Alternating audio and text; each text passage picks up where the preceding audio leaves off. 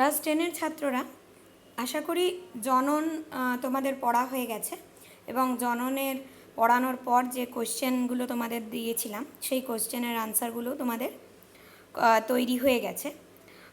তাই আজকে আমরা অধ্যায় 3 অর্থাৎ বংশগতি সম্পর্কে পড়ব আজকের ক্লাসে।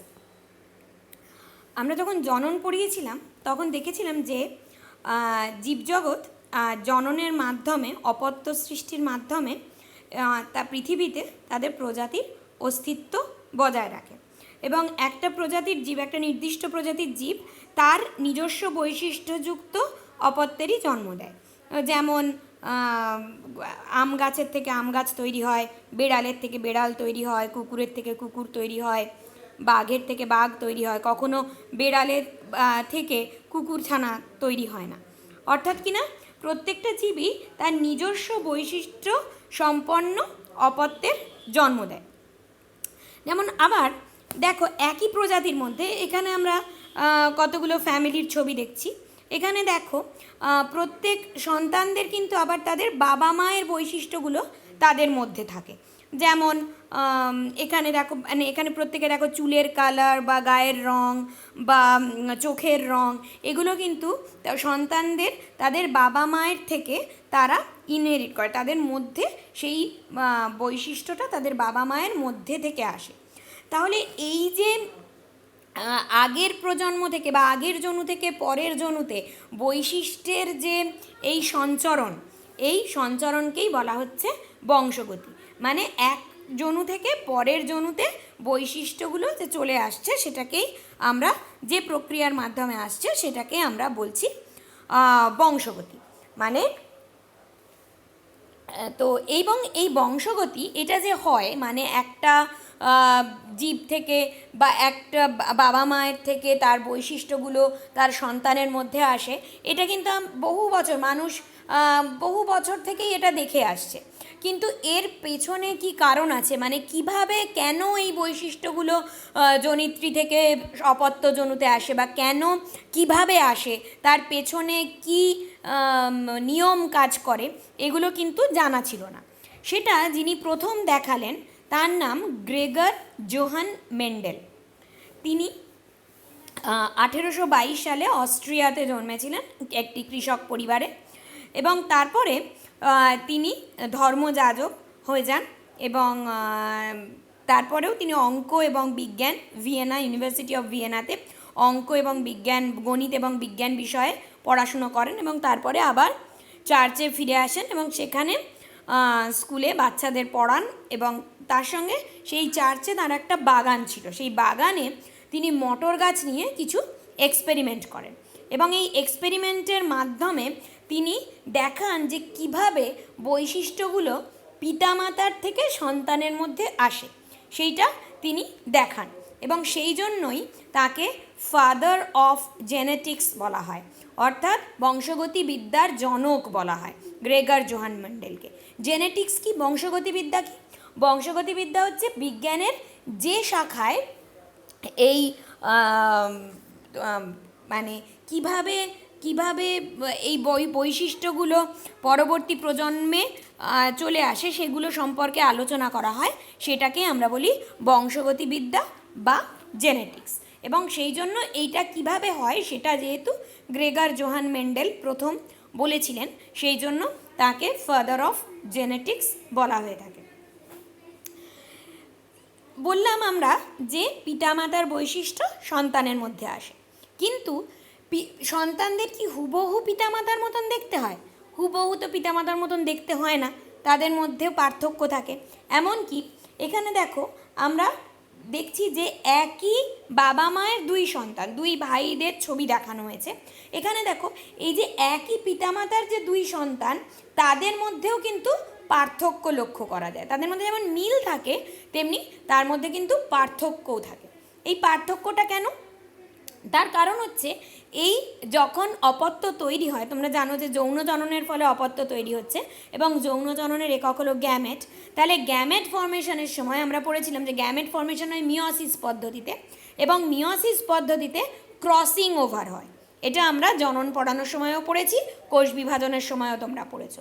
এখানে দেখো, এখানে ক্রসিং ওভারটা আমরা দেখিয়েছি। এখানে দেখো দুটো হোমোলোগাস ক্রোমোজোম দেখানো হয়েছে, একটা নীল রঙের হোমোলোগাস ক্রোমোজোম আর একটা লাল রঙের হোমোলোগাস। এই নীল আর লাল দুটো হচ্ছে হোমোলোগাস ক্রোমোজোম, দুটো একই রকম। এবার দেখো নীলের হোমোলোগাস ক্রোমোজোমে ধরো এবি দুটো ক্রোম্যাটিড, কিন্তু যে নীলের যে দুটো অংশ দেখা যাচ্ছে সেটা হচ্ছে দুটো ক্রোম্যাটিড তৈরি হয়েছে। এবং সেখানে দেখো ক্যাপিটাল এবিসি জিন রয়েছে, আর এখানে রয়েছে তার হোমোলোগাস ক্রোমোজোমে স্মল এবিসি রয়েছে। এবার ক্রসিং ওভার হলো, ক্রসিং ওভার হওয়ার ফলে দেখো এখানে এবির সঙ্গে ক্যাপিটাল এবির সঙ্গে স্মল সি চলে এসছে, আর এখানে স্মল এবির সঙ্গে ক্যাপিটাল সি চলে এসছে। এটাকে আমরা বলছি জিনের পুনঃসংযুক্তি, এটাকে জিনের পুনঃসংযুক্তি বলা হচ্ছে। এবং এই জিনের পুনঃসংযুক্তির জন্য কিন্তু বৈশিষ্ট্যের পার্থক্য ঘটে। তাহলে দেখো এখানে আমরা দেখতে পাচ্ছি যে এই যে এই দুটো দেখলাম, এই দুটোতে কিন্তু কোনো পরিবর্তন হয়নি, কিন্তু এই ক্রোম্যাটিড আর এই ক্রোম্যাটিড দুটোতে কিন্তু পরিবর্তন হয়েছে। তাহলে এই যে মিওসিসে যে এই জনিত্রী কোষ দেখতে পাচ্ছি, যার থেকে 4টে গ্যামেট তৈরি হয়েছে, দেখো 4টে 4 রকম গ্যামেট। এখানে কিন্তু আমরা যে কোষটা দেখিয়েছি সেটা 2n=4 দেখিয়েছি, সেখানেই দেখো এত রকমের গ্যামেট তৈরি হয়েছে। তাহলে মানুষের ক্ষেত্রে যেখানে 2n=46 মানে n=23, সেখানে তাহলে কত রকমের গ্যামেট তৈরি হতে পারে? তাহলে যত রকমের ধরো শুক্রাণু তৈরি হবে, তত রকমের ডিম্বাণু তৈরি হবে, এবং যে কোনো রকমের শুক্রাণু যে কোনো রকমের ডিম্বাণুকে নিষিক্ত করবে, এবং যার ফলে জাইগোট তৈরি হবে। কাজেই প্রত্যেকটা জাইগোটই কিন্তু একটার থেকে আর একটা আলাদা বৈশিষ্ট্যযুক্ত হবে। এবং সেই জন্য একই সন্তানের যে একই পিতামাতার যে সন্তানরা রয়েছে, আলাদা আলাদা সন্তানরা রয়েছে, তাদের মধ্যেও বৈশিষ্ট্যের পার্থক্য দেখা যাবে এই জিনের পুনঃসংযুক্তির জন্য। আবার এরা দেখো এখানে যে দুটো ছবি দেখিয়েছি, এদেরকে বলা হয় আইডেন্টিক্যাল টুইন, মানে সদৃশ যমজ। এদেরকে আমরা মোনোজাইগোটিক টুইনও বলে থাকি। মোনোজাইগোটিক কেন? দেখো এখানে একটা ডিম্বাণুকে একটা শুক্রাণু নিষিক্ত করছে, এখানে দেখো এগ আর স্পার্ম বলা আছে। তাহলে একটা ডিম্বাণুকে একটা শুক্রাণু নিষিক্ত করছে, এবং নিষিক্ত হয়ে একটা জাইগোট তৈরি হচ্ছে। সাধারণভাবে সেই জাইগোটটা থেকে একটা সন্তানের সৃষ্টি হয়। এখানে সেই জাইগোটটা দেখো দুটো ভাগে ভাগ হচ্ছে, এবং প্রত্যেকটা ভাগ থেকে একটা করে অপত্য তৈরি হচ্ছে। অর্থাৎ একটা জাইগোট তৈরি হলো, সেই জাইগোটটা দুটো ভাগে ভাগ হলো, এবং দুটো ভাগ থেকে দুটো আলাদা আলাদা অপত্য তৈরি হলো, এবং এদেরকেই আমরা বলছি মোনোজাইগোটিক টুইন। মোনো মানে একটা জাইগোট থেকে দুটো অপত্য তৈরি হয়েছে, সেই জন্য মোনোজাইগোটিক টুইন এবং সদৃশ যমজ। তাহলে এদের মধ্যে যে জিন রয়েছে, ডিএনএ রয়েছে, সেগুলো হুবহু একরকম, জিনগত কোনো পার্থক্য এদের মধ্যে নেই। সেই জন্য এরা অনেকাংশে এক, আমরা সহজে তাদেরকে আলাদা করতে পারি না। কিন্তু সত্যি কি আলাদা করা যায় না? এদের মধ্যেও কিন্তু সামান্য পার্থক্য থাকে। তাহলে সেই পার্থক্যটা কিসের জন্য হয়? সেই পার্থক্যটা কিন্তু হয় মূলত পরিবেশগত কারণে। পরিবেশের কারণে তাদের মধ্যেও এই মোনোজাইগোটিক টুইন বা সদৃশ যমজ যারা রয়েছে, তাদের মধ্যেও কিন্তু কিছু সামান্য হলেও কিছু পার্থক্য লক্ষ্য করা যায়। আবার এখানে দেখো আমরা অনেকগুলো বাচ্চার ছবি দেখতে পাচ্ছি, এবং দেখেই বুঝতে পারছো যে এরা এক এক দেশের এক একটা জাতির, কেউ চাইনিজ, কেউ ইউরোপিয়ান, কেউ আফ্রিকান, কেউ ইন্ডিয়ান, এরকম বিভিন্ন জায়গাকার বাচ্চাদের আমরা দেখতে পাচ্ছি। এবং তাদের মধ্যে দেখতে পাচ্ছ তাদের বৈশিষ্ট্যের কত পার্থক্য দেখতে পাচ্ছি। চুলের রঙের পার্থক্য, চোখের রঙের পার্থক্য, গায়ের রঙের পার্থক্য, তাহলে বিভিন্ন পার্থক্য দেখতে পাওয়া যায়। আবার ধরো কোনো একটা জায়গার মধ্যে, মানে আমাদের মধ্যেই ধরো আমরা যারা বাঙালি, তাদের মধ্যেই দেখো আমরা এদের মধ্যেও কিন্তু পার্থক্য দেখতে পাই। যেমন কারুর কানের নিচটা খোলা থাকে, কারুর কানের নিচটা জোড়া থাকে। কেউ জিভটাকে এরকম রোল করতে পারে, কেউ জিভটাকে রোল করতে পারে না। কারুর চোখের মণি একটু ছাই ছাই রঙের হয় বা নীলচে রঙের হয়, কারোর চোখের মণি বাদামি রঙের হয়। তাহলে এই যে আবার একটা জায়গাকার মানুষদের মধ্যেও এরকম বিভিন্ন পার্থক্য চোখে পড়ে। এই পার্থক্যটা কেন হয়? এই পার্থক্যটা দেখতে পাওয়া যায় মূলত যদি ক্রোমোজোমের কোনো পরিবর্তন হয় বা ডিএনএর পরিবর্তন হয়। কীরকম পরিবর্তন? এটা ডিএনএর গঠন তোমরা পড়েছো। ধরো ডিএনএর রয়েছে, যেখানে এরকম আমরা দেখেছি যে থাইমিন, অ্যাডেনিন, সাইটোসিন এরকমভাবে রয়েছে। একদম ওপরে যেটা রয়েছে সেটা ধরো ডিএনএর সিকোয়েন্স, যেটা নর্মাল সিকোয়েন্স। এবার ধরো এখানে এই যে টিটা রয়েছে, সেই টিটা ধরো পরিবর্তিত হয়ে গেল এই সিতে। তাহলে ওখানে সিটিজি ছিল, তার জায়গায় সিসিজি হয়ে গেল। তাহলে ডিএনএর পরিবর্তন হলো। বা এই জায়গাটাতে সি আর টি এর মাঝখানে এই সি আর একটা সি ঢুকে গেল। বা এই টিটা ভেঙে ওখান থেকে বেরিয়ে গেল। বা ধরো এই পুরো যে টিজিসি রয়েছে, এই অংশটা পুরোটাই রিপ্লেস হয়ে গেল জিএটি দিয়ে। তাহলে এগুলো হচ্ছে সমস্ত ডিএনএর পরিবর্তন। এই ডিএনএর পরিবর্তনের জন্যও কিন্তু এই পার্থক্যগুলো লক্ষ্য করা যায়। এবং এই যে ডিএনএর পরিবর্তন বা ক্রোমোজোম সংখ্যার যে পরিবর্তন, এই পরিবর্তনগুলো কিন্তু, এই পরিবর্তন যদি স্থায়ী হয়, অর্থাৎ কিনা এগুলো যদি জনিত্রী জনু থেকে অপত্য জনুতে সঞ্চারিত হয়, তাহলেই তাকে আমরা বলি পরিব্যক্তি বা মিউটেশন। মানে কোনো জীবের কোষের মধ্যে যদি জিনের আকস্মিক পরিবর্তন হয়, আকস্মিক কথাটা বলতে হবে কিন্তু হঠাৎ করে কোনো পরিবর্তন, আকস্মিক এবং স্থায়ী পরিবর্তন, যেটা জনিত্রী জনু থেকে অপত্য জনুতে সঞ্চারিত হয়, তাকে আমরা মিউটেশন বলে থাকি বা পরিব্যক্তি বলে থাকি। এই পরিব্যক্তিটাও কিন্তু এই যে পার্থক্যগুলো আমরা দেখলাম, সেই পার্থক্যের জন্য দায়ী। তাহলে একই প্রজাতিভুক্ত বিভিন্ন জীবের মধ্যে, মানে মানুষের মধ্যেই ধরো, এই যে একই প্রজাতিভুক্ত বিভিন্ন জীবের মধ্যে আমরা যে পার্থক্যগুলো দেখতে পাচ্ছি, যে বৈশিষ্ট্যের পার্থক্য দেখতে পাচ্ছি, সেগুলোকেই কিন্তু আমরা বলি প্রকরণ বা ভেদ বা ভ্যারিয়েশন। এই প্রকরণ বা ভেদ বা ভ্যারিয়েশনটা কিন্তু খুব গুরুত্বপূর্ণ, যেটা আমরা যৌন জননের ক্ষেত্রে পড়েছি, যে এর উপকারিতাটা কী বা এটার প্রয়োজনীয়তাটা কী। না, এই ভেদ বা প্রকরণ থাকার জন্যই কিন্তু জীবেরা বিভিন্ন যে মানে বিভিন্ন পরিবেশের যে পরিবর্তন, সেই পরিবর্তনের সঙ্গে মানিয়ে নিতে পারে এবং যারা আস্তে আস্তে পৃথিবীতে টিকে থাকতে পারে, অর্থাৎ যেটা ইভলিউশনে সাহায্য করে। এই প্রকরণ বা ভেদ বা ভ্যারিয়েশনটা খুবই গুরুত্বপূর্ণ। তাহলে প্রকরণ বা ভেদ বা ভ্যারিয়েশনের কারণগুলো আমরা কী কী পড়লাম? জিন সংযুক্তি, যেটা দেখলাম আমরা যে ক্রসিং ওভারের জন্য ঘটছে, যখন গ্যামেট তৈরি হচ্ছে সেটার জন্য ভ্যারিয়েশন হয়ে থাকে বা প্রকরণ ঘটে থাকে। পরিবেশের প্রভাব, যেটা দেখলাম যে আইডেন্টিক্যাল টুইন বা সদৃশ যমজের ক্ষেত্রেও এই পরিবেশের প্রভাবের জন্য তাদের মধ্যে পার্থক্য বা ভ্যারিয়েশন দেখতে পাওয়া যাচ্ছে। এবং অবশ্যই ডিএনএর পরিবর্তন, যেটাকে আমরা পরিব্যক্তি বা মিউটেশন বলছি, তার জন্য আমাদের মধ্যে এই ধরনের প্রকরণ বা ভ্যারিয়েশন দেখতে পাওয়া যায়। তাহলে প্রকরণ বা ভ্যারিয়েশন কাকে বলে এবং কি কি কারণে হয় সেটা আমরা দেখলাম। এবারে আমরা বংশগতি সম্পর্কে মেন্ডেল যে কাজগুলো করেছিলেন, সেই মেন্ডেলের যে তার যে এই বংশগত বৈশিষ্ট্যগুলো কিভাবে জনিত্রী থেকে অপত্যতে আসে, সেই সংক্রান্ত তার যে মতবাদ, তার যে তার যে নিয়ম যেগুলো তিনি বলেছিলেন, সেগুলো পড়ার জন্য কিছু গুরুত্বপূর্ণ কিছু শব্দ আমাদের জানতে হবে। এখানে ভুল করে কিছু গুরুত্বপূর্ণ বৈশিষ্ট্য লেখা হয়েছে, এটা কিছু গুরুত্বপূর্ণ শব্দ যেটা আমাদের পড়তে হবে। তার মধ্যে প্রথমেই আমরা পড়ব ক্যারেক্টারিস্টিক্স অর ট্রেট বা বৈশিষ্ট্য বা প্রলক্ষণ।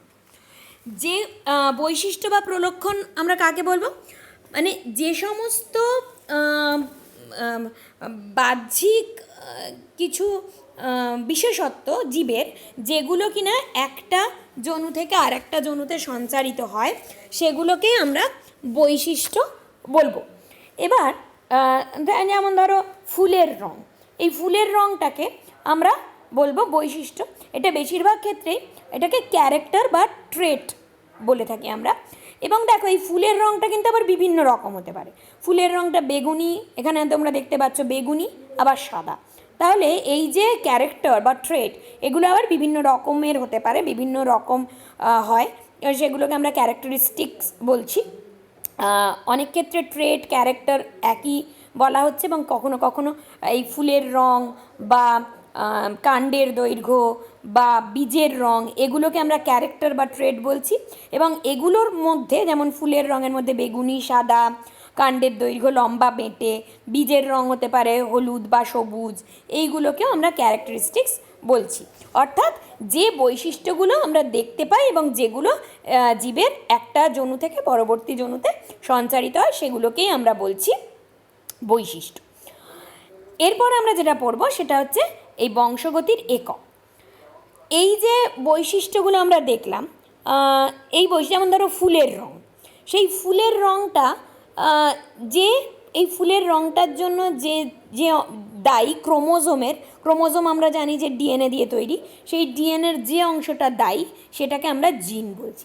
অর্থাৎ ধরো ক্রোমোজোমের এই অংশটা যেটা গোলাপি দিয়ে দেখানো আছে, এই ডিএনএর এই অংশটা ওই ফুলের রংটার জন্য দায়ী। তাহলে এই যে এখানে আমরা দেখতে পাচ্ছি, ধরো এই অংশটা, এটা কিভাবে ফুলের রংটাকে তৈরি করছে না, এই জিনটা থেকে এমআরএনএ তৈরি হচ্ছে এবং তার থেকে প্রোটিন তৈরি হচ্ছে, এবং যেটা ওই বৈশিষ্ট্যটাকে নিয়ন্ত্রণ করছে। তাহলে এইটাকেই আমরা বলবো জিন, এটাকে জিন বলবো। কিন্তু দেখো এখানে আমি জিনের পাশাপাশি ফ্যাক্টর কথাটা লিখেছি। কেন ফ্যাক্টর কথাটা লিখেছি? তার কারণ হচ্ছে যখন মেন্ডেল তার এই পরীক্ষাগুলো করেছিলেন বংশগতি সংক্রান্ত, তখন কিন্তু জিন কাকে বলে সেটা কিন্তু আবিষ্কৃত হয়নি, জানা যায়নি। শুধু জিন কেন, ডিএনএ এমনকি ক্রোমোজোমও সেই সময় জানা যায়নি। সেই জন্য জিন শব্দটা মেন্ডেল জানতেন না। সেই জন্য মেন্ডেল এটাকে উল্লেখ করেছিলেন ফ্যাক্টর বলে, মানে কোনো একটা বৈশিষ্ট্য যেটার দ্বারা নিয়ন্ত্রিত হচ্ছে সেটাকে তিনি ফ্যাক্টর বলে উল্লেখ করেছিলেন। যেটা আমরা পরবর্তীকালে দেখেছি যে মেন্ডেল যেটাকে ফ্যাক্টর বলে দেখেছিলেন সেটাই হচ্ছে জিন। এবারে এই জিনের ধরো ফুলের রং, সেই ফুলের রংটা আমি বললাম এই বৈশিষ্ট্যটা নিয়ন্ত্রণ করছে কে? ফ্যাক্টর বা জিন। এবার ফুলের রংটা আমরা দেখলাম, ফুলের রং তো দুরকম হতে পারে, বেগুনিও হতে পারে, সাদাও হতে পারে। তাহলে এই যে জিন বা ফ্যাক্টর, এই ফ্যাক্টরের অনেকগুলো রূপভেদ রয়েছে। একটা জিনের একটা রূপভেদের জন্য এটা বেগুনি হচ্ছে, আবার একটা রূপভেদের জন্য এটা সাদা হচ্ছে। ধরি জিনটা যখন বেগুনি হচ্ছে, যে রূপভেদের জন্য এটা বেগুনি হচ্ছে জিনের, সেই রূপভেদটা হচ্ছে ক্যাপিটাল বি, আর যে রূপভেদের জন্য সাদা হচ্ছে সেটা হচ্ছে স্মল বি। তাহলে এই ক্যাপিটাল বি আর স্মল বি এইগুলোকে বলা হচ্ছে পরস্পরের অ্যালিল, মানে একই জিনের বিভিন্ন রূপ, সেগুলোকে আমরা বলছি অ্যালিল। বোঝা গেছে? তাহলে অ্যালিল কি বোঝা গেছে? এই শব্দগুলো কিন্তু অত্যন্ত গুরুত্বপূর্ণ, খুব ভালো করে বুঝবে। তাহলে জিন একটা বৈশিষ্ট্যকে নিয়ন্ত্রণ করছে, যেমন ফুলের রং। এবার সেই ফুলের রংটা বিভিন্ন রকম হতে পারে, যেমন বেগুনি হতে পারে, সাদা হতে পারে। তাহলে জিনের যে রূপটা বেগুনি টাকে করছে সেটা যদি ক্যাপিটাল বি হয়, আর যে রূপটা সাদাটাকে প্রকাশ করছে সেটা যদি স্মল বি হয়, তাহলে ক্যাপিটাল বি স্মল বি পরস্পরের অ্যালিল, মানে অ্যালিলগুলো হলো একই জিনের বিভিন্ন রূপভেদ। এবারে এই জিনটা কোথায় থাকে? আমরা দেখালাম যে জিনের ক্রোমোজোমের মধ্যে ডিএনএ থাকে, সেই ডিএনএর একটা অংশই হচ্ছে জিন। তাহলে ক্রোমোজোমের মধ্যেই জিন থাকে। তাহলে জিনের কিন্তু ক্রোমোজোমের ওপর একটা নির্দিষ্ট জায়গা আছে। যেমন ধরো এই জায়গাটা, এটা হয়তো চোখের রঙের জন্য দায়ী জিনটা ক্রোমোজোমের এইখানে থাকে, আবার চুলের রঙের জন্য দায়ী জিনটা এখানে থাকে। এটা ধরো যদি ধরছি, কিন্তু আমরা ধরছি এটা মানুষের ক্ষেত্রে এটা হয়। তাহলে সমস্ত মানুষের ক্ষেত্রেই কিন্তু এই ক্রোমোজোমের ঠিক ওই জায়গাটাতেই চোখের রঙের জন্য দায়ী যে জিন সেটা থাকবে, আর এই নিচের এই জায়গাটাতেই চুলের রঙের জন্য দায়ী জিন থাকবে, অন্য কোনো জায়গায় কিন্তু থাকবে না। আবার ধরো মটর গাছের ক্ষেত্রে ধরো এই জায়গাটাতে ফুলের রঙের জন্য দায়ী জিন রয়েছে, তাহলে সমস্ত মটর গাছে কিন্তু এই জায়গার জন্যই ফুলের রঙের জন্য দায়ী জিনটা থাকবে, অন্য কোনো জায়গায় থাকবে না। তাহলে এইটা হলো চোখের রঙের জন্য দায়ী জিনের লোকাস, আর এইটা হলো চুলের রঙের জন্য দায়ী জিনের লোকাস, আর এটা হলো মটর গাছের ফুলের রঙের জন্য দায়ী জিনের লোকাস। তাহলে লোকাস হচ্ছে ক্রোমোজোমের যে নির্দিষ্ট স্থানে জিন বা তার অ্যালিলগুলি অবস্থান করে তাকে আমরা লোকাস বলবো। তার মানে প্রত্যেকটা জিনের জন্য তার লোকাসটা কিন্তু নির্দিষ্ট, সেটা ওই জায়গাতেই থাকবে, ওইটা ছাড়া অন্য জায়গায় থাকবে না। এবারে ধরো প্রত্যেকটা ক্রোমোজোমের দুটো হোমোলোগাস ক্রোমোজোম থাকে, দুটো কপি থাকে, পড়েছি আমরা ডিপ্লয়েড অর্গানিজমে। তাহলে এই দুটো ধরো হোমোলোগাস ক্রোমোজোম। তাহলে এই হোমোলোগাস ক্রোমোজোমের এই দুটো হোমোলোগাস ক্রোমোজোমের এই জায়গাটাতে ধরো ফুলের রঙের জন্য দায়ী জিনটা রয়েছে, তাহলে তার হোমোলোগাস ক্রোমোজোমের এই জায়গাটাতেও ফুলের রঙের জন্য দায়ী জিনটাই থাকবে, তাই তো? এবার ধরো এইখানে ফুলের রঙের জন্য দায়ী জিনের যে অ্যালিলটা আছে সেটা হচ্ছে বেগুনি রঙের জন্য দায়ী অ্যালিলটা আছে, সেটা ক্যাপিটাল বি। আর তার সমসমস্ত ক্রোমোজোমের এখানে, তাহলে ওখানেও রঙের জন্য দায়ী, ফুলের রঙের জন্য দায়ী অ্যালিলটা থাকবে, সেখানেও ধরো বেগুনি রঙের জন্য দায়ী অ্যালিলটাই আছে, মানে ক্যাপিটাল বি আছে। তাহলে তাহলে সমসমস্ত ক্রোমোজোম দুটোতে দুটো লোকাস আছে, তাহলে সেই লোকাস দুটোতে একই অ্যালিল রয়েছে, মানে দুটোই বেগুনি রঙের জন্য দায়ী অ্যালিল রয়েছে, ক্যাপিটাল বি। তাহলে সেক্ষেত্রে সেই জীবটাকে আমরা বলবো সমসংকর বা হোমোজাইগাস, তাকে আমরা ক্যাপিটাল বি দিয়ে প্রকাশ করব, কারণ দুটো অ্যালিল আছে, যেহেতু ডিপ্লয়েড, প্রত্যেকটা অ্যালিলের দুটো করে কপি থাকবে দুটো হোমোলোগাস ক্রোমোজোমে, সেই জন্য ক্যাপিটাল বি বলবো। আবার এরকমও হতে পারে যে এই জায়গায় ধরো সাদা রঙের জন্য দায়ী অ্যালিল স্মল বি আছে, আর তার সমসমস্ত ক্রোমোজোমেও সাদা রঙের জন্য দায়ী অ্যালিল স্মল বি আছে, তাহলে সেটাও কী হবে? সেটাও কিন্তু হোমোজাইগাস হবে, তাই তো? কিন্তু সেটাকে আমরা কী দিয়ে লিখবো না স্মল বি এইভাবে লিখবো। আর এই যে ক্যাপিটাল বি বা স্মল বি মানে যে জীবগুলোতে তার কোনো একটা জিনের দুটো একই অ্যালিল থাকে, মানে ক্যাপিটাল বি বা স্মল বি, সেটাকেই মেন্ডেল বলেছিলেন বিশুদ্ধ বা পিওর, সেটাকেই বিশুদ্ধ বা পিওর বলেছিলেন মেন্ডেল। কিন্তু সবসময় কি এরকমই হবে? এমনও হতে পারে যে এটাতে রইল বেগুনি রঙের জন্য দায়ী অ্যালিল স্মল বি, আর তার হোমোলোগাসটাতে সাদা রঙের জন্য দায়ী অ্যালিল স্মল বি। তার মানে একটাতে ক্যাপিটাল বি রইল একটা হোমোলোগাস ক্রোমোজোমে, আর একটা হোমোলোগাস ক্রোমোজোমে রইল স্মল বি, মানে দুটো হোমোলোগাস ক্রোমোজোমে দুটো আলাদা অ্যালিল রইল। তাহলে কি হবে? তখন সেটাকে আমরা বলবো বিষম সংকর বা হেটেরোজাইগাস জীব। হেটেরো কথাটার মানে হচ্ছে ভিন্ন, আর হোমো কথাটার মানে হচ্ছে সেম। তাহলে যেহেতু একই যদি থাকে তাহলে হোমোজাইগাস, আর যদি আলাদা থাকে তাহলে হেটেরোজাইগাস বা বিষম সংকর। এবং এখানে যেহেতু একটা ক্যাপিটাল বি রয়েছে আর একটা স্মল বি রয়েছে, তাহলে এটাকে আমরা প্রকাশ করব ক্যাপিটাল বি আর স্মল বি দিয়ে। এবং যেহেতু এই দুটোর মধ্যে দুটোই একই অ্যালিল নেই, এটাকে মেন্ডেল বলেছিলেন সংকর বা হাইব্রিড। বোঝা গেল? তাহলে সমসংকর কাকে বলে, বিষম সংকর কাকে বলে, বিশুদ্ধ কাকে বলে এবং হাইব্রিড কাকে বলে, পিওর এবং হাইব্রিড কাকে বলে, বা বিশুদ্ধ জীব এবং সংকর জীব কাকে বলে, সেটা আমরা জেনে নিলাম। এরপর তাহলে আমরা দেখব যে দেখো এখানে আমরা দেখলাম এই দুটো মানে ক্যাপিটাল বি স্মল বি, এইগুলোকে আমরা কি বললাম? কি হবে এটা? এটা হবে হোমোজাইগাস, অলরেডি পড়েছি। আর ক্যাপিটাল বি স্মল বি থাকলে সেটা কি হবে? সেটা হবে হেটেরোজাইগাস। এবার ক্যাপিটাল বিটা কোন রঙের জন্য দায়ী অ্যালিল ছিল মনে আছে তো? বেগুনি রঙের জন্য দায়ী, তাই তো?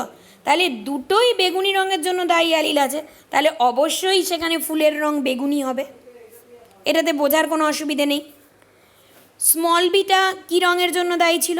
স্মল বিটা দায়ী ছিল সাদা ফুলের জন্য, সাদা রঙের জন্য দায়ী, তাই তো? তাহলে এখানে দুটোই সাদা রঙের জন্য দায়ী অ্যালিল আছে, তাহলে এটা সাদা রঙের ফুল হবে, এখানেও কোনো অসুবিধে নেই। কিন্তু হেটেরোজাইগাস যেটা আছে, মানে যেটাতে একটা আছে দেখো বেগুনি ফুলের জন্য দায়ী অ্যালিল ক্যাপিটাল বি, আবার তার সঙ্গে সাদা ফুলের জন্য দায়ী অ্যালিল স্মল বি, তাহলে দুটোই আছে। তাহলে এক্ষেত্রে ফুলের রঙটা কি হবে? এক্ষেত্রে কিন্তু ফুলের রঙটা হবে বেগুনি। বোঝা গেল? হালকা বেগুনি বা এরকম কিন্তু কি কোনো রঙ হবে না। এক্ষেত্রে কিন্তু হুবহু ক্যাপিটাল বি যেরকম বেগুনি রঙের ফুল হবে, ক্যাপিটাল বি স্মল বিতেও ঠিক সেই রকম বেগুনি রঙেরই ফুল হবে। তাহলে বেগুনি রঙের ফুলের জন্য দায়ী যে অ্যালিল ক্যাপিটাল বি, সেই ক্যাপিটাল বিটা কিন্তু স্মল বির যে বৈশিষ্ট্য সেটাকে প্রকাশ করতে দিচ্ছে না, তাই তো? যখন ক্যাপিটাল বি থাকছে স্মল বির সঙ্গে, তখন কিন্তু স্মল বির বৈশিষ্ট্যটা প্রকাশ করতে দিচ্ছে না ক্যাপিটাল বি। তাহলে আমরা বলতে পারি যে ক্যাপিটাল বিটা হচ্ছে স্মল বি এর ওপর প্রকট। তাহলে বলতে পারি বেগুনি ফুলের জন্য দায়ী বি অ্যালিল সাদা ফুলের জন্য দায়ী স্মল বি অ্যালিলের ওপর প্রকট। তাহলে এখানে বেগুনি রং যেটা, সেই বেগুনি বৈশিষ্ট্যটা হচ্ছে প্রকট বৈশিষ্ট্য, আর সাদা বৈশিষ্ট্য যেটা সেইটা হচ্ছে প্রচ্ছন্ন বৈশিষ্ট্য। দেখে নিই আমরা একটা ছবিতে, এই দেখো, দেখেছো যেখানে ক্যাপিটাল বি আছে আর ক্যাপিটাল বি স্মল বি আছে, দুটোই বেগুনি রঙের ফুল, আর স্মল বিটা সাদা রঙের ফুল। তাহলে একটা জিনিস আমরা দেখছি, দেখো, যে যদি হোমোজাইগাস হয় বা হেটেরোজাইগাস হয়, ক্যাপিটাল বি হোমোজাইগাস অলরেডি পড়ে এসেছি আমরা, আর capital B small B heterozygous. তাহলে যদি হোমোজাইগাস হয় অ্যালিলগুলো বা হেটেরোজাইগাস অবস্থায় থাকে, তাহলে সেই দুটোই প্রকট বৈশিষ্ট্যকে প্রকাশ করবে। আর প্রচ্ছন্ন বৈশিষ্ট্য মানে সাদা বৈশিষ্ট্যটা কিন্তু শুধুমাত্র হোমোজাইগাস অবস্থায় প্রকাশ পাবে। তাহলে আমরা বলতে পারি যে যে বৈশিষ্ট্যটি শুধুমাত্র হোমোজাইগাস অবস্থায় প্রকাশ পায়, অর্থাৎ এক্ষেত্রে সাদা বৈশিষ্ট্যটি, তাকে আমরা বলি প্রচ্ছন্ন বৈশিষ্ট্য। আর যে বৈশিষ্ট্যটি হোমোজাইগাস এবং হেটেরোজাইগাস উভয় অবস্থাতেই যে বৈশিষ্ট্যটি প্রকাশ পায়, সেটাকে আমরা বলি, এখানে যেটা বেগুনি, সেটাকে আমরা বলি প্রকট বৈশিষ্ট্য। তাহলে আমরা প্রকট বৈশিষ্ট্য এবং প্রচ্ছন্ন বৈশিষ্ট্য কাকে বলে সেটা শিখলাম, তাই তো? এখানে দেখো, আমরা যে বৈশিষ্ট্যগুলো আগে একবার পড়েছিলাম, ভেদ বা প্রকরণ যখন পড়েছিলাম, সেই তার মধ্যে দুটো বৈশিষ্ট্য এখন আমরা দেখে নেব এই প্রকট প্রচ্ছন্নের ভিত্তিতে। দেখেছো, এটাকে বলা হয়, এই যে একটা বাচ্চা দেখতে পেয়েছো যে জিভটাকে রোল করতে পারছে, এটাকে বলে রোলিং অফ টাং, আর একজন পারছে না। এখানে আমরা দেখি বেশিরভাগ লোক কিন্তু আমরা জিভটাকে রোল করাতে পারি, এবং খুব কম লোক আছে যারা তাদের জিভটাকে রোল করাতে পারে না। এই ধরো রোল করবার জন্য যে অ্যালিলগুলো রয়েছে সেটা ধরো ক্যাপিটাল আর স্মল আর, মানে ক্যাপিটাল আরটা প্রকট, স্মল আরটা প্রচ্ছন্ন। তাহলে এখানে বেশিরভাগ লোক জিভটাকে রোল করাতে পারে। সাধারণভাবে যেটা প্রকট বৈশিষ্ট্য হয় সেটাই কিন্তু আমরা বেশিরভাগ ক্ষেত্রে দেখতে পাই, কারণ দেখলে যে হোমোজাইগাস এবং হেটেরোজাইগাস উভয় অবস্থাতেই সেটা প্রকাশ পায়, কাজেই তার প্রকাশ পাওয়ার সম্ভাবনাটা বেশি, সেই জন্য প্রকট বৈশিষ্ট্যটাই আমরা বেশি দেখতে পাই। আর প্রচ্ছন্ন বৈশিষ্ট্যটা যেহেতু শুধুমাত্র হোমোজাইগাস অবস্থায় প্রকাশ পায়, সেই জন্য তার প্রকাশ পাওয়ার সম্ভাবনাটা কম, সেই জন্য প্রচ্ছন্ন বৈশিষ্ট্যটা জেনারেলি আমরা একটু কম দেখতে পাই। তাহলে আমরা বললাম যে রোলিং অফ টাং, এটা আমরা বেশি দেখতে পাই, তাহলে এটা হচ্ছে প্রকট বৈশিষ্ট্য। আর রোল করতে না পারা সেটা হচ্ছে প্রচ্ছন্ন বৈশিষ্ট্য। তাহলে তোমরাই বলো দেখি যে এই রোলিং অফ টাং মানে যেটা রোল করা যায় সেটার যে অ্যালিলগুলো কি কি হবে? হ্যাঁ, হয় ক্যাপিটাল আর হোমোজাইগাস হতে পারে ক্যাপিটাল আরের জন্য, বা ক্যাপিটাল আর স্মল আর মানে হেটেরোজাইগাস হতে পারে। আর প্রচ্ছন্নটা সবসময়ই প্রচ্ছন্ন বৈশিষ্ট্যের জন্য হোমোজাইগাস হবে, তাই তো, অর্থাৎ স্মল আর হবে। আর একটা বৈশিষ্ট্যখানে আমরা দেখেছিলাম, সেটা হচ্ছে কানের যুক্তলতি আর মুক্তলতি। বেশিরভাগের ক্ষেত্রেই আমরা মুক্তলতি দেখতে পাই। এক্ষেত্রেও আমরা ধরলাম এটা নিয়ন্ত্রণ করে ক্যাপিটাল ই আর স্মল ই, এই দুটো অ্যালিল। তাহলে বেশিরভাগ ক্ষেত্রেই আমরা মুক্তলতি দেখতে পাই। তাহলে এটা প্রকট এবং এতে তাহলে অ্যালিলগুলো থাকবে ক্যাপিটাল ই বা ক্যাপিটাল ই স্মল ই। আর যেটা যুক্তলতি সেটা প্রচ্ছন্ন, কাজে সেটা সবসময় হোমোজাইগাস রিসেসিভ হবে, অর্থাৎ সেটা হবে স্মল ই। এবারে আমরা পড়ব সংকরায়ন বা হাইব্রিডাইজেশন। সংকরায়ন বা হাইব্রিডাইজেশন কাকে বলছি? যখন সংকরায়ন বা হাইব্রিডাইজেশন বলছি যখন কোনো দুটো বিপরীত বৈশিষ্ট্যযুক্ত জীবের মধ্যে মিলন ঘটানো হয়, তখন তাকে আমরা সংকরায়ন বা হাইব্রিডাইজেশন বলি। যেমন এখানে দেখো, এখানে একটা বেগুনি ফুলযুক্ত মটর গাছ আর ঠিক তার বিপরীত বৈশিষ্ট্যযুক্ত সাদা ফুলযুক্ত মটর গাছ, এই দুটোর মধ্যে মিলন ঘটানো হয়েছে। ক্রস চিহ্নটা দিয়ে আমরা মিলনটাকে বুঝিয়েছি। তাহলে এই দুটোর মধ্যে পরাগযোগ ঘটিয়ে নিষেক ঘটানো হয়েছে। তাহলে এটাকে আমরা বলছি সংকরায়ন।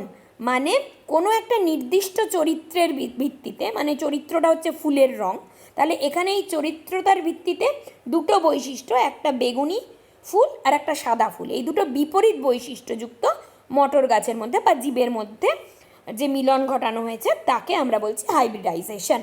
যেমন এখানে দেখো, এখানেও একটা চরিত্র সাপেক্ষে নেওয়া হয়েছে, সেটা হচ্ছে কাণ্ডের দৈর্ঘ্য। এই চরিত্রটার বেসিসে দুটো বিপরীত বৈশিষ্ট্য নেওয়া হয়েছে, একটা হচ্ছে লম্বা মটর গাছ, একটা বেঁটে মটর গাছ, তাদের মধ্যে মিলন ঘটানো হয়েছে, তাকে আমরা বলছি সংকরায়ন বা হাইব্রিডাইজেশন। এই সংকরায়নের ক্ষেত্রে দেখো, এখানে কিন্তু আমরা এক জোড়া করে বৈশিষ্ট্য নিয়েছি, তাই তো? প্রথমটাতে নিয়েছি শুধুমাত্র বেগুনি ফুল আর সাদা ফুল, মানে এক জোড়া বৈশিষ্ট্য হলো। নিচের উদাহরণটাতে নিয়েছি লম্বা কাণ্ড, বেঁটে কাণ্ড, তাহলে এক জোড়া বৈশিষ্ট্য হলো। তাহলে যখন এক জোড়া বৈশিষ্ট্য নিয়ে তার ভিত্তিতে যখন আমরা সংকরায়ন ঘটাচ্ছি, হাইব্রিডাইজেশন ঘটাচ্ছি, তখন সেটাকে আমরা বলি এক সংকর জনন বা মোনোহাইব্রিড ক্রস। কখনো কখনো আমরা একের বেশি সংখ্যক বৈশিষ্ট্য নিয়ে তাদের মধ্যেও আমরা সংকরায়ন ঘটাই। যেমন ওই দুটো বৈশিষ্ট্য একসঙ্গে নিয়েছি। যেমন এখানে দেখো, লম্বা আর বেগুনি, এই দুটো বৈশিষ্ট্য নিয়েছি, দুটো চরিত্র নিয়েছি। একটা হচ্ছে কাণ্ডের দৈর্ঘ্য, যেটা এখানে লম্বা, আর একটা নিয়েছি ফুলের রং, যেটা এখানে বেগুনি। আর এখানে বেঁটে, কাণ্ডের দৈর্ঘ্যটা বেঁটে আর ফুলের রংটা সাদা। তাহলে দুটো মানে এক জোড়া বিপরীত বৈশিষ্ট্য, দু জোড়া বিপরীত চারিত্রিক বৈশিষ্ট্য সম্পন্ন জীবের মধ্যে সংকরায়ন ঘটানো হয়েছে, সেই জন্য এটাকে বলা হচ্ছে দ্বিসংকর জনন। বোঝা গেছে? এরপর বিশুদ্ধ জীব, সংকর জীব অলরেডি আমরা পড়েছি, যে যাদের মধ্যে, যে জীবের মধ্যে দুটো অ্যালিল, হোমোলোগাস ক্রোমোজোম দুটোতে দুটো একই অ্যালিল থাকে, তাদেরকে আমরা বিশুদ্ধ জীব বলি। আর দুটো আলাদা অ্যালিল থাকলে তাদেরকে আমরা সংকর জীব বলি। এখানে আমরা দেখে নিই আর একটাভাবে, যে যখন তোমার দুটি সম বা একই রকম দুটো বৈশিষ্ট্যযুক্ত জীবের যখন মিলন ঘটানো হচ্ছে, মানে দুটোই দেখো ক্যাপিটাল বির মধ্যে মিলন ঘটানো হচ্ছে, তখন তার থেকে যে অপত্য জীব সৃষ্টি হচ্ছে সেটাও বিশুদ্ধই হবে, কারণ এখানে তো ক্যাপিটাল বি ছাড়া অন্য কোনো অ্যালিল নেই। বা যদি স্মল বি করি, তাহলে স্মল বি হবে, কারণ এখানেও স্মল বি ছাড়া অন্য কোনো অ্যালিল নেই। বা যদি আমরা দৈর্ঘ্যের ক্ষেত্রে দেখি, তাহলে ক্যাপিটাল টি দুটো লম্বা মটর গাছের মধ্যে সংকরায়ন ঘটিয়েছি যখন, তখন সেখান থেকে যে অপত্যটা তৈরি হবে, সেখান থেকে যে জীবের সৃষ্টি হবে, সেটাও হবে। তাহলে এখানে সব ক্ষেত্রেই দুটো অ্যালিল একই রয়েছে, তাহলে এগুলো সব হচ্ছে বিশুদ্ধ জীব। আর যদি আমরা দুটো বিপরীত বৈশিষ্ট্যযুক্ত জীবের মধ্যে সংকরায়ন ঘটাই, যেমন ক্যাপিটাল বি মানে একটা লম্বা মটর গাছের, একটা বেগুনি ফুলযুক্ত মটর গাছের সঙ্গে একটা সাদা ফুলযুক্ত মটর গাছের সংকরায়ন ঘটিয়েছি, তার ফলে যে এটা তৈরি হয়েছে ক্যাপিটাল বি স্মল বি, তোমরা প্রকট প্রচ্ছন্ন অলরেডি পড়ে ফেলেছো। তাহলে এখানে এর বৈশিষ্ট্যটা কী হবে? বৈশিষ্ট্যটা হবে কিন্তু বেগুনি ফুল, তাই তো? বেগুনি ফুল হবে। কিন্তু তার মধ্যে দুটো অ্যালিলি রয়েছে, তাহলে এটা হবে সংকর জীব। বা ক্যাপিটাল টির সঙ্গে মানে লম্বা মটর গাছের সঙ্গে বেঁটে মটর গাছের সংকরায়ন ঘটিয়েছি, তার ফলে যে জীবটা তৈরি হয়েছে সেটাও লম্বা হবে, যেহেতু লম্বাটা প্রকট এবং বেঁটেটা প্রচ্ছন্ন, কিন্তু সেখানেও আমরা দেখব যে দুটো অ্যালিলি রয়েছে। তাহলে এই ক্যাপিটাল বি স্মল বি রয়েছে, আবার ক্যাপিটাল টি স্মল টি রয়েছে, কাজেই এটাকে আমরা বলবো সংকর জীব। তার মানে দুটো যদি বিশুদ্ধ জীবের মধ্যে সংকরায়ন ঘটানো হয় তাহলে তার থেকে যে জীব সৃষ্টি হবে সেটাও বিশুদ্ধ হবে, আর যদি দুটো বিপরীতধর্মী বিশুদ্ধ জীবের মধ্যে সংকরায়ন ঘটানো হয় বিপরীত বৈশিষ্ট্যযুক্ত, তাহলে তাদের থেকে যে জীবটা তৈরি হবে সেটা সবসময় সংকর জীব হবে। এবারে আমরা বলবো জনিত্রী জনু কাকে বলে। জনিত্রী জনু কাকে বলে তোমরা জানো, তাও আমি আর একবার বলি। দেখো, এখানে একটা লম্বা মটর গাছের সঙ্গে একটা বেঁটে মটর গাছের সংকরায়ন ঘটানো হয়েছে। যখন এরকম সংকরায়ন ঘটানো হয় তখন একটা গাছকে পুরুষ জীব হিসেবে ধরা হয়, সেটাকে আমরা এই চিহ্নটা দিয়ে বোঝাই। ধরো এই লম্বা মটর গাছটাকে মেল প্ল্যান্ট হিসেবে ধরা হয়েছে, আর একটাকে স্ত্রী জীব হিসেবে ধরা হয়। ধরো এই মটর গাছটাকে, পেটে মটর গাছটাকে স্ত্রী হিসেবে ধরা হয়েছে, তাকে আমরা এই চিহ্নটা দিয়ে বোঝাই। তাহলে এই যে দুটো গাছের মধ্যে সংকরায়ন ঘটানো হচ্ছে সেই জেনারেশনটাকে আমরা বলি জনিত্রী জনু। এই জনিত্রী কথাটার অর্থ ইংলিশে এটাকে বলে প্যারেন্টাল জেনারেশন। তোমরা জানো জনিত্রী মানে প্যারেন্ট, তাই তো, বাবা মাকে পিতামাতাকে প্যারেন্ট বলা হয়। তাহলে প্যারেন্টাল জেনারেশন যেহেতু, সেই জন্য এইটাকে পি জনু বলা হয়, পি জনুও বলা হয় এটাকে। এবার এই দুটো জনিত্রী জনুর মধ্যে তো সংকরায়ন ঘটানো হলো, তাহলে এটা হচ্ছে জনিত্রী জনু বা পি জনু আমরা পড়লাম। তাহলে এই দুটোর মধ্যে যখন সংকরায়ন ঘটানো হলো তার থেকে এই জীবটা তৈরি হলো। তাহলে এই যে জীবটা তৈরি হলো এই জীবটাকে বলা হচ্ছে অপত্য জনু। এটা অপত্য মানে হচ্ছে ফিলিয়াল। ফিলিয়াল কথাটা ল্যাটিনে, ফিলিয়াল কথাটার মানে হচ্ছে সন্তান। তাহলে যেহেতু ফিলিয়াল কথাটার মানে সন্তান, এটা যেহেতু সন্তান তৈরি হলো, জনিত্রী থেকে সন্তান তৈরি হলো বা অপত্য তৈরি হলো, সেই জন্য এটাকে বলা হয় এফ জনু। আর যেহেতু এটা প্রথম অপত্য জনু, সেই জন্য এটাকে আমরা বলছি F1 জনু। জনিত্রীর থেকে প্রথম অপত্য তৈরি হলো তখন সেটাকে আমরা বলছি F1 জনু, সেই জন্য বলছি।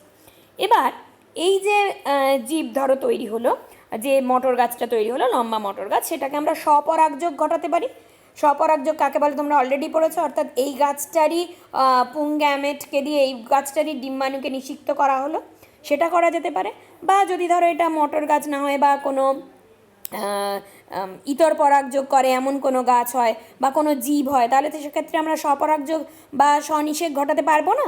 সেক্ষেত্রে আমাদের এই প্রথম অপত্যজনরই দুটো জীবের মধ্যে সংকরায়ন ঘটানো হলো, তাহলে স্বপরাগযোগ ঘটাতে পারি বা প্রথম অপত্যজনর দুটো জীবের মধ্যে সংকরায়ন ঘটাতে পারি। তাহলে তার পরের জনুতে যে জীবরা তৈরি হবে, যে জীবগুলো তৈরি হবে তাদেরকে আমরা বলবো দ্বিতীয় অপত্যজনু, বা যেহেতু দ্বিতীয় সেই জন্য সেটাকে F2 জনুও বলতে পারি। ঠিক আছে, তাহলে এটা হচ্ছে F2 জনু। তাহলে দেখো, আমরা এবার যেটা পড়বো সেটা হচ্ছে ফিনোটাইপ কাকে বলে আর জিনোটাইপ কাকে বলে। আমরা মটর গাছের দুরকম ফুল দেখেছি, বেগুনি ফুল, সাদা ফুল, এগুলো আমরা বাইরে থেকে দেখতে পাচ্ছি, তাই তো। তার মানে এটা হচ্ছে এই চরিত্রটার মানে ফুলের রঙের বাহ্যিক প্রকাশ হচ্ছে, বেগুনি রং বা সাদা রঙের ফুল, এটা বাহ্যিক প্রকাশ হচ্ছে। তাহলে এই যে বাহ্যিক প্রকাশ, কোনো জীবের চারিত্রিক বৈশিষ্ট্যের যে বাহ্যিক প্রকাশ, সেটাকে আমরা বলছি ফিনোটাইপ, সেটাকে আমরা বলছি ফিনোটাইপ। তার মানে এখানে বেগুনি রং বা সাদা রং এগুলো হচ্ছে ফিনোটাইপ। এবার এই সাদা রংটা সবসময় স্মল বি হবে, যেহেতু এটা প্রচ্ছন্ন বৈশিষ্ট্য, তাই তো। তাহলে এটা সবসময় স্মল বি হবে। কিন্তু বেগুনি রংটা দু রকম হতে পারে, দেখো, ক্যাপিটাল বি হতে পারে, আবার ক্যাপিটাল বি স্মল বিও হতে পারে। তাহলে দুটো বেগুনি ফুল যে ফিনোটাইপ, সেই দুটো কিন্তু আবার দুটো অন্য রকম হতে পারে, একটা ক্যাপিটাল বি একটা ক্যাপিটাল বি স্মল বি, মানে জিনগতভাবে কিন্তু এটা আলাদা হতে পারে। তাহলে কোনো জীবের কোনো একটা চরিত্রের জিনগত গঠন, যেটাকে আমরা অ্যালিল দ্বারা প্রকাশ করি, সেটাকে আমরা জিনোটাইপ বলি। কোনো জীবের চরিত্রের জিনগত গঠনকে যখন আমরা অ্যালিল দ্বারা প্রকাশ করি তখন সেটাকে আমরা জিনোটাইপ বলি। তাহলে এখানে আমরা দুটো ফিনোটাইপ দেখছি, বেগুনি ফুল এবং সাদা ফুল, আর একটাই ফিনোটাইপ, আর দুটো ফিনোটাইপ দেখছি, বেগুনি ফুল এবং সাদা ফুল, এবং তিনটে জিনোটাইপ দেখছি, capital B capital B, capital B small B বেগুনি ফুলের জন্য, আর স্মল বি সাদা ফুলের জন্য। ঠিক আছে, অর্থাৎ বেগুনি ফুল যেটা সেটা হচ্ছে ফিনোটাইপ, আর বেগুনি ফুলের জন্য যে ক্যাপিটাল বি অ্যালিল দিয়ে যখন এটাকে প্রকাশ করছি, ক্যাপিটাল বি বা ক্যাপিটাল বি স্মল বি যখন অ্যালিলের মাধ্যমে প্রকাশ করছি তখন সেটাকে বলছি জিনোটাইপ। তাহলে তোমরা বুঝলে যেগুলো, যে শব্দগুলো ভীষণভাবে দরকার, ক্যারেক্টার বা চরিত্র কাকে বলে, জিন কাকে বলে, লোকাস, অ্যালিল, হাইব্রিডাইজেশন বা সংকরায়ন, একসংকর জনন, দ্বিসংকর জনন, হোমোজাইগাস জীব, হেটেরোজাইগাস জীব, জনিত্রীজনু, অপত্যজনু, ফিনোটাইপ, জিনোটাইপ, এই সমস্তগুলো কিন্তু এর পরের ক্লাসে আমরা যেগুলো পড়বো তার জন্য অত্যন্ত গুরুত্বপূর্ণ। সেই জন্য এই যে কটা জিনিস তোমাদের বললাম সেই জিনিসটা বারবার করে পড়ে এইগুলোকে আগে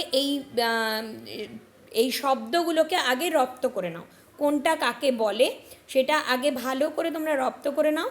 তারপরে আমরা এর পরের দিনের ক্লাসে আমরা সরাসরি মেন্ডেলের কাজ সম্পর্কে চলে যাব এবং মেন্ডেল কি কাজ করেছিলেন, তার থেকে বংশগতির কী সূত্র পেয়েছিলেন, সেগুলো আমরা পরের দিনের ক্লাসে পড়ব। তাহলে প্রথমত তোমরা এখন তোমাদের কাজ হচ্ছে এই শব্দগুলো সম্পর্কে ভালো করে বুঝে নেওয়া, সম্পর্কগুলোকে, এবং এই শব্দগুলোকে ভালো করে বুঝে নেওয়া এবং সেই শব্দগুলোকে ভালো করে তৈরি করে ফেলা।